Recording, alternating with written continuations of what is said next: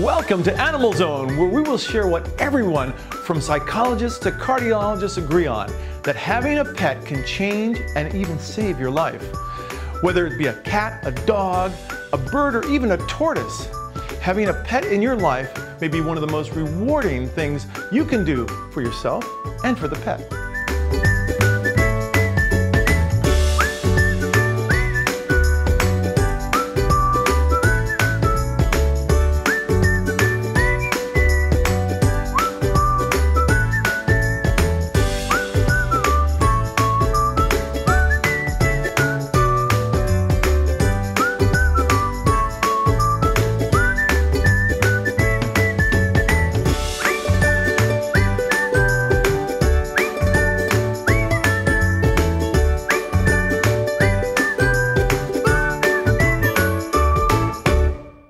Today's guests include Jeffyne Telson, author of the new book, Cat Tales, and the founder of ResQCats, an organization involved in the care and adoption of stray cats and kittens.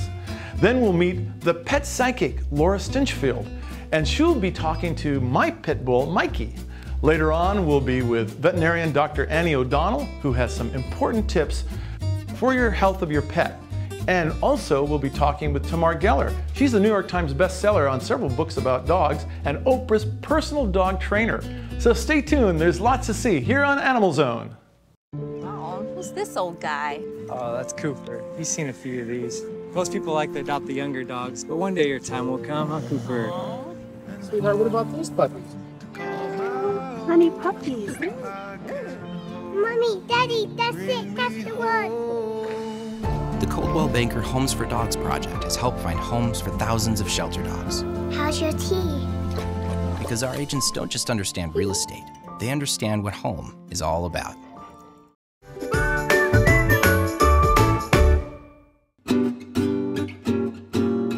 We're here today with Jeffyne Telson, who's the author of a book called Cat Tales. And Jeffyne, you know, they say that people are the ones who only tell stories.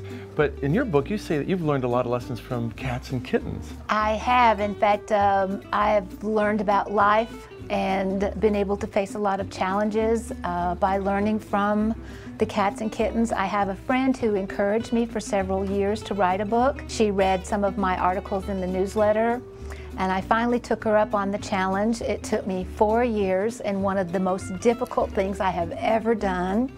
But it is not a book just about the animals and cats. It's a book about life. It's a book about loss, patience, learning acceptance, respecting the life cycle. All those things I have learned from the cats and doing ResQCats for the last 21 years. There's a lot of there's some sadness in the book, there's talk about loss and how to deal with it, but there's a lot of funny humor, pilling a cat, one that broke in, so I think that it will reach across a lot of audiences. When you bring a cat into a home, how do you bring that cat into a relationship with other people and other animals? Is it something that happens naturally, or does it take some kind of technique? Sometimes it takes a technique. If you have other animals, you need to introduce them slowly, and we do give out techniques of doing that, and others just settle in right away. One of the beauties of the cats that have been adopted from here is how they change people's lives. I had a girl that came in several years ago, 28 years old, wearing the little head scarf, no hair underneath, and she was suffering from breast cancer. She adopted 2 kittens. A year later, I got a card from her and a picture. Her hair was about this long, the cats were big and they were on each side, and she said, "I credit these 2 with being part of my healing." I've had several women who have lost their husbands, and they have come in and they no longer have to go to a lonely home. So those kinds of kitties kind of have a mission and something that they're supposed to do besides just being a cat. They're shy cats and they're very friendly cats. Yes. How do you get a shy cat to become a little more friendly? Well, that is not always possible. I think that one of the things that I have learned is to honor who each cat is and what their personality is. A very friendly cat is probably one that's had a lot of social interaction, perhaps been bottle fed. Those that are more shy, I see that they usually come from a mom that's been out on her own, the stress of being outside hunting, looking for food, water, shelter. The babies inside feel that stress, and so when they pop out, that's kind of ingrained in their personality. And then with feral kittens, they need to be very, very young before we can even start to socialize them. If they are over 8 weeks old, the process is more difficult. If they're over 12 weeks, it's almost impossible. Are there different types of breeds that, or ancestry of breeds that have different kinds of personalities? Like are Abyssinians the same as Persians, as the same as Tabbies? I know that Abyssinians are very friendly, are very attracted to the human bond. We have some people that think orange tabbies are the best cats in the world and that they have the best personalities. I would beg to differ because I have a thing about black cats. I think I would put all of that aside. Different breeds probably are bred for specific personalities and of course for looks. But when you do rescue, you don't look at those things. You look at how each individual cat is, and you honor it in the way that you treat it medically, in the way that you allow it to have its space, or if it wants to be with you. I know everybody that adopts thinks that they want an in-your-face cat, so they love all those little babies that have been bottle fed because they're human contact all the time. But they'll get home and 2 or 3 days later call and say, oh my gosh, I can't sleep, what do I do? So, you know. What do you do when a cat's up all night and we're trying to sleep? Well, you find another room for it. That's about all you can do. So. Yeah. I mean, our connection with cats are amazing, and it goes back to what the ancient Egyptians found the cats to be just something very mystical and magical. Yes. What do you attribute to it? It's more than just going and hunting rodents. Well, I think the history of cats has changed over the years, and I'm a little stunned by some of it. I mean, the Egyptians worshipped them as gods because they saved the grain harvest, and then we had a period in history where they were persecuted with witches and burned at the stake. Yeah. And we have other countries where they are treated as vermin, where they're burned, they're drowned, they're thrown away. I think that the status of cats and all animal, or cats and dogs especially in our lives, has reached a new level because there are many people like myself that have chosen not to have children.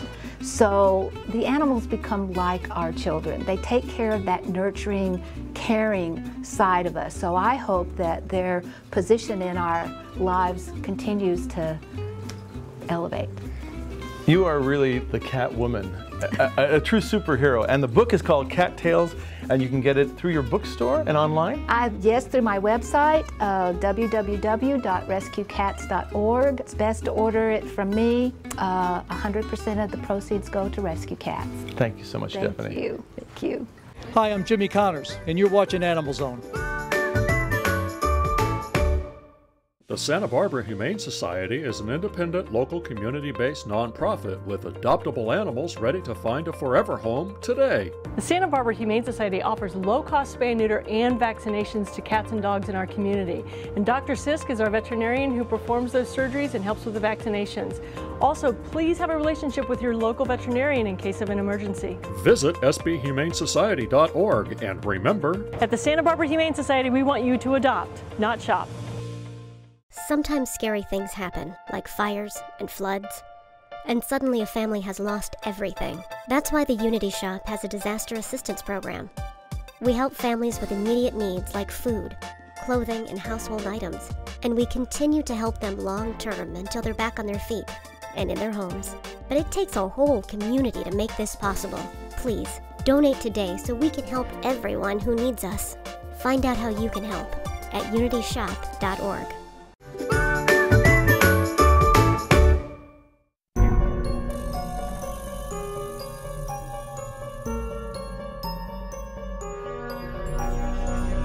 Imagine, if you will, a zone where animals can talk to humans. Submitted for your entertainment, The Pet Psychic, as we enter the Animal Zone.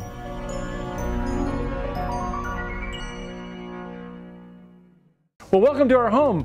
Wendy and I are so thrilled to have Laura Stinchfield, the pet psychic, here today to read what Mikey is thinking. Now, some people might think a pit bull doesn't think much at all, but I have a hunch he's got a lot to tell us. So, Laura, it's over to you. Okay.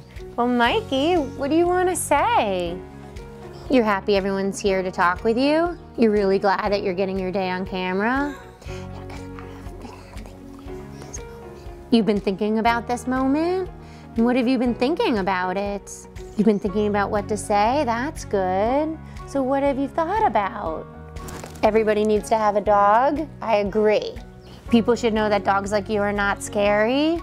People see you and all of a sudden they're scared. And sometimes you're more scared than they are. You're like, why are you scared of me? I'm scared of you. Sometimes people bend over like they're gonna attack you, but really they're just saying hi. That's true, right? It's like, that's what happens is sometimes people bend with their torso, and in doggy language, that's kind of scary. You don't get above each other unless you're being scary to each other or more dominant. Your mom and dad couldn't have a better dog.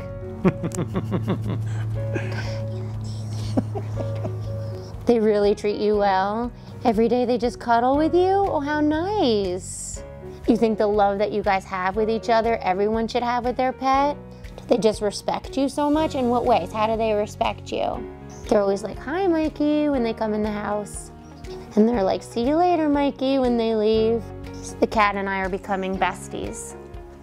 Are they? Great, yeah. Good.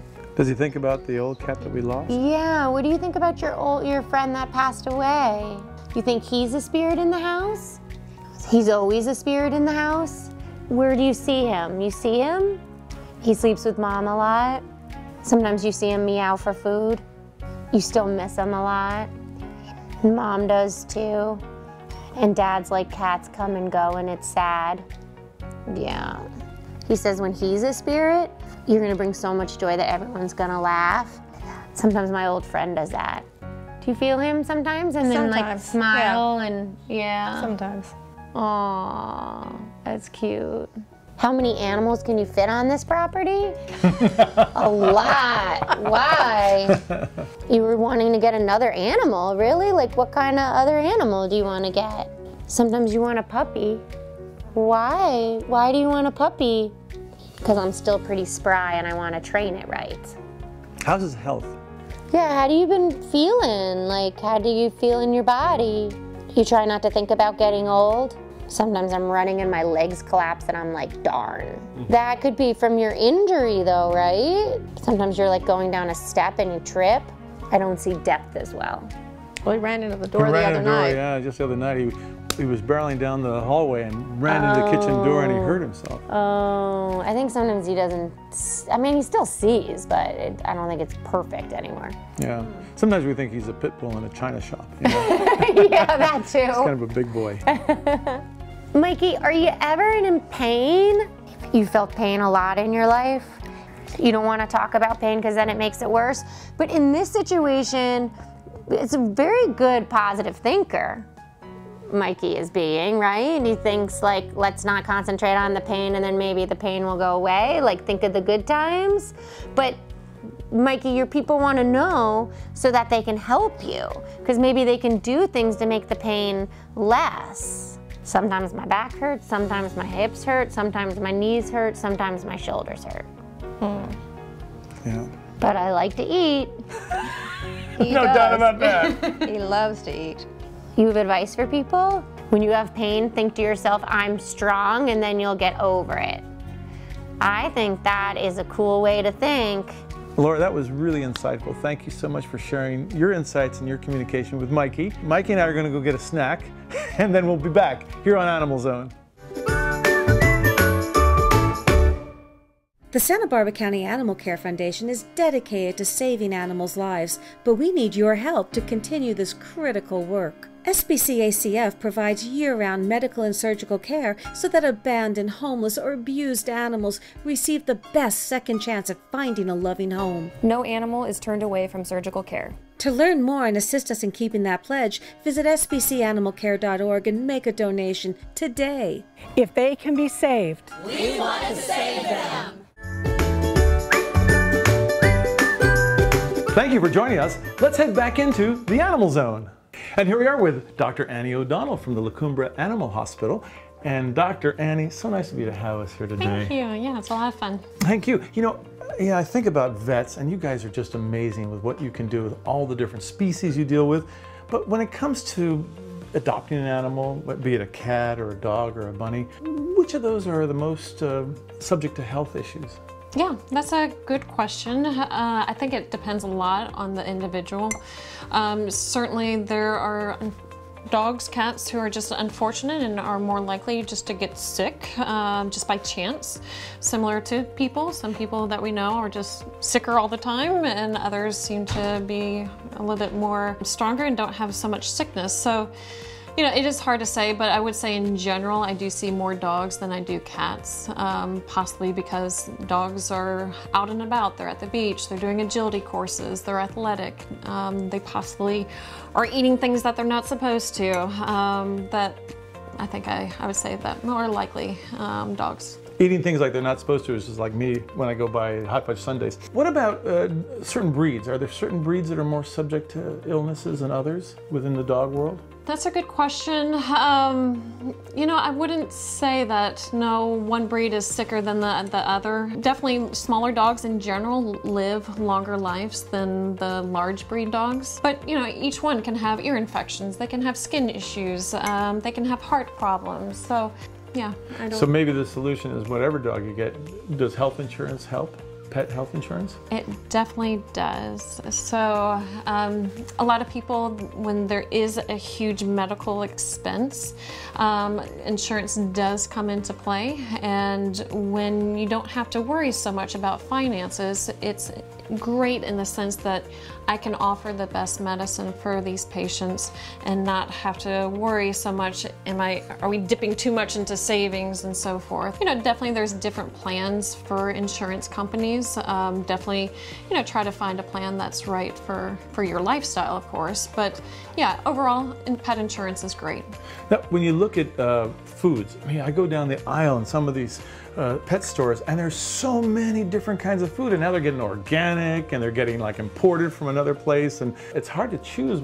Is there a specific kind of food that is best for pets, and how do you choose? Yeah, I don't think there's one particular food that's the best food out there. But some things to look for is, you know, has it met the AAFCO, or basically a regulating agency's standards as far as it being nutritionally complete and balanced? Do they do clinical trials with their food? Do they have a veterinary specialist on their board? Some things I would avoid, though, are all life stages food, because it's not appropriate for an old dog to be getting a puppy food. Furthermore, grain-free food is also a very popular trend. You know, the FDA did put out a warning that actually with grain-free food, there can be a deficiency in some of the taurine, which is an amino acid, and that can actually increase the chances of heart disease. Yeah, so. I know there was some fear about Chinese products because they were using maybe below regulation type quality. Is that still the case? So maybe, you know, if the food companies, you know, if they actually make the food in their center, then there's more oversight. And, you know, that's another thing that you can maybe look up on their website, or, you know, call customer care and, you know, where do they make their food? Where do their ingredients come from? And make the best decision that way. Now, I know that you're saying that we got to be careful with the kind of food and beverage we give our dogs. Mm-hmm. What about dogs that drink out of the toilet bowl? And you still have a bowl of water. I mean, why do they do that? Yeah, oh gosh, the fresh water, we hope, you know, hopefully we're flushing on a regular basis. It's always confusing to me, I don't know. Now, thinking about cats for a moment, clearly male tomcats spray. Mm-hmm. And I've had one, and boy, it was aromatic for many years. Why is it that they spray? Are they marking territory, or is there more than that? Yeah, they're marking territory. You know, certainly the cats that are not neutered are more likely to spray. And so, yeah, they're just marking their territory. Someone told me that they also kind of spread the word to female kitties that, hey, I have a good diet. Come and join me. I'm around. Yeah. I mean, I don't know. I mean, I notice like when I take the dog for a walk, he's sniffing every few feet along our walk. Is that because he's learning stuff about the other dogs in the neighborhood? What do they pick up from their sense of smell? Yeah, I think a variety of things. Definitely different dogs in the neighborhood, wildlife that they might be interested in chasing, maybe little food crumbs here and there. There's a lot of things that they can sniff. Even your footprints too. You know, where you're walking. You know, they can pick up on where you have been and maybe trying to sniff. It's kind of like the Facebook for dogs. They can learn everything that's going on in the neighborhood. Thumbs up or thumbs down, I don't know. Now, one thing we can't give to dogs is during the various holidays are things like chocolates, right? Chocolate is bad. Chocolate is bad. Other things that are bad for dogs are grapes, raisins, onions, garlic. These are definitely some things that you want to avoid. Okay, so when you give your dog his birthday cake, make it a vanilla cake. Yeah. Carrot cake is probably okay, yeah? With no raisins. No raisins, right. No raisins, no macadamia nuts. Well, Dr. Annie, thank you so much for all that great information, and I hope you'll come back on the show very soon. Most definitely, thank you. We'll be back right after these words, right here on Animal Zone. I'm Karen Atlas from Atlas Rehabilitation for Canines, and you're watching Animal Zone. Hey, take a look at these loving animals that you can adopt today, and don't worry, if someone beats you to the shelter, there are plenty more wonderful animals ready to find you and their forever home.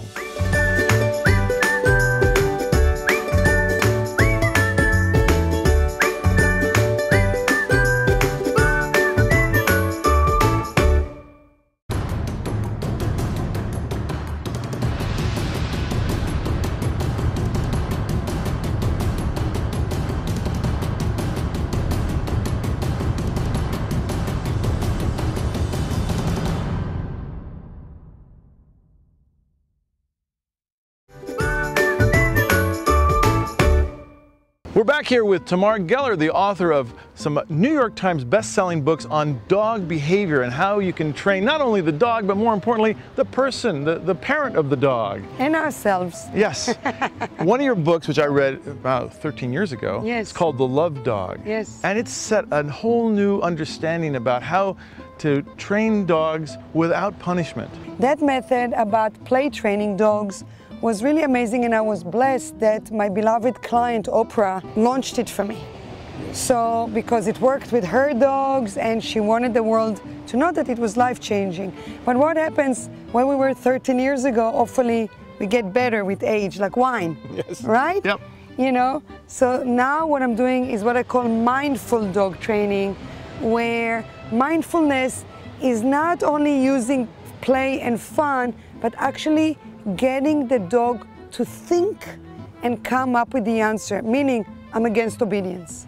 Really? I'm not gonna give a dog command. I'm not gonna teach them how to obey a command. I would look and I will create the environment the way you do with children, where they can come up with the best answer. Well, how do you tell a dog without telling the dog to sit? So dogs ultimately at one point will sit naturally, particularly if they think that you have a treat or something. At one point, the natural impulses will go into, let me just sit and wait.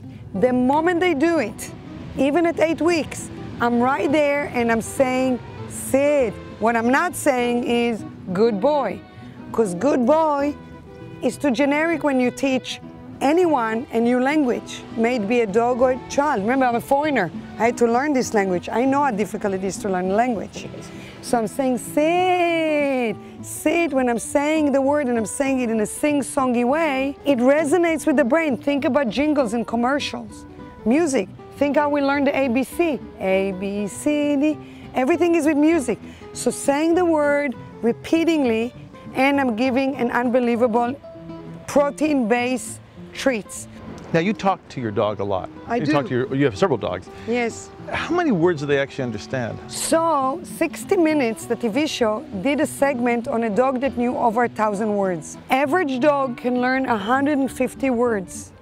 And that's why I'm strongly against using just good dog or good boy or no. None of these give enough information. what it is in communication. To build a relationship, we need communication, right? Sure. The better communicated we are, the better the relationship is. Oftentimes people tell the dog no, but they don't know what for the dog to do instead. They want a dog to figure it out, what to do instead. So if I don't want a dog to bite me, to nip at me, I'm gonna say, ouch, kisses, kisses. And before, I'll teach a dog how to kiss me by putting coconut oil on my hand, by putting something yummy and teach the dog to kiss me. And then when he's nipping, I'm gonna say, ouch. That communicate emotionally, I don't like it. And then immediately, kisses, kisses. We're already taught what kisses is, so the dog can do that. So what it is I'm asking not only the dogs to be mindful, but for the people to be mindful. How do we communicate? Are we as good communicators as we think, or we just say, it's not up to me to be a good communicator. The dog needs to be obedient. You can do that, but chances are your dog would not be your raving fan. Your dog would not want to be as connected to you as you probably want. That's why you got a dog to begin with. Do you think this works with other species? With cats or horses, donkeys? I know that it works with any animal that is a social animal, because all social animals have the deep, deep need to connect. Think about the prison system. What is the worst punishment you can give? Solitary. Solitary confinement. Yeah. That's exactly right. So social animals, yes. I love cats, but I have not spent time studying them, so I don't know how it works, if solitary or shunning them is punishment. But for a social animal, since they want to connect, I know it works with children. I know it works with marriages. Yes. You know, I mean, I follow everything that I do with the brain researcher, Dr. Daniel Amen, or Dr. John Gottman from University of Seattle, who is the expert on relationships. It's all the same. Dr. John Gottman said something very interesting. For the relationship to survive, for every tiny even word of criticism, you have to have 5 positive, genuine compliments. For the relationship to thrive, for everyone, you have to have 20. And I apply it with dogs. That's why I constantly talk to my dogs, because I constantly want to tell them, I got you, and I'm happy. Well, I'm impressed by you, and I feel grateful that we've got Tamar here on Animal Zone. Thank you so much for sharing your insights. Thank you for having me. I mean, awesome. Awesome. We'll be back here on Animal Zone.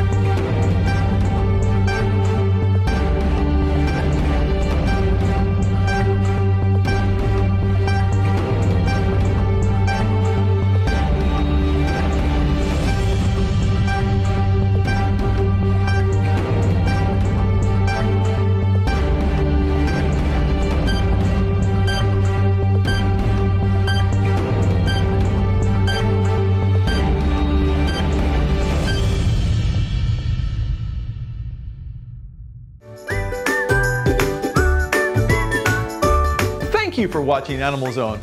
When it comes to animal rescue, you are the heroes that make all the difference. To find out how you can safely and simply adopt an animal, please visit animalzone.org. See you next time. Never was a friend so true, never was a friend like you. Canine, you're my best friend. Canine of mine, friend for all time. So glad you're my best friend. Through thick and thin, we'll see things through. Canine of mine, so true. Did I find you or did you find me? Either way, it's still serendipity. When I saw you, it was plain to see you weren't just another lassie wannabe. Oh, for all time. I'm so glad you're my best friend.